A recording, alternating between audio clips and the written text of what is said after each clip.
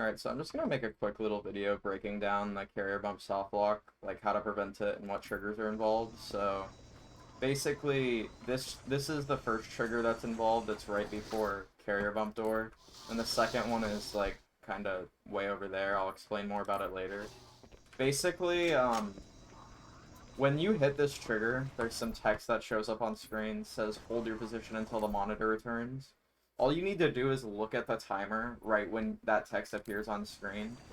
And between 38 and 39 seconds after that text appears, you need to avoid hitting that trigger, because that will soft lock the game.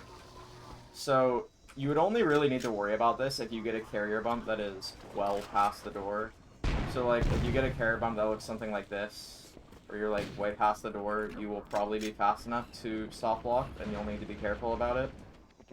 If you get a carrier bump that looks something like this, where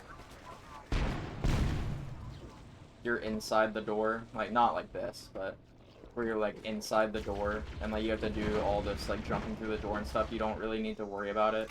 It is technically possible to be fast enough to soft lock when you're inside the door, but it's very difficult, so I wouldn't really worry about it. So I'll show you what it looks like in real time to hit the soft lock and like how to prevent it. So I'll just pretend like I got a really far carrier bump, and I'll soft lock on purpose to show what you need to do to avoid it. So the trigger is past all these three ramps right here. It's the fourth ramp that you have to jump up that causes the soft lock.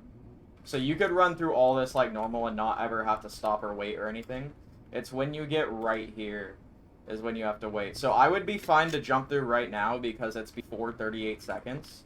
But in the 38 to 39 second window, if you jump through and hit this trigger, this door will never open.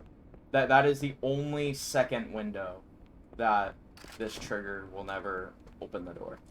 So as long as you go before the 38 to 39 second window or after it, you're fine. So that's all there really is to it.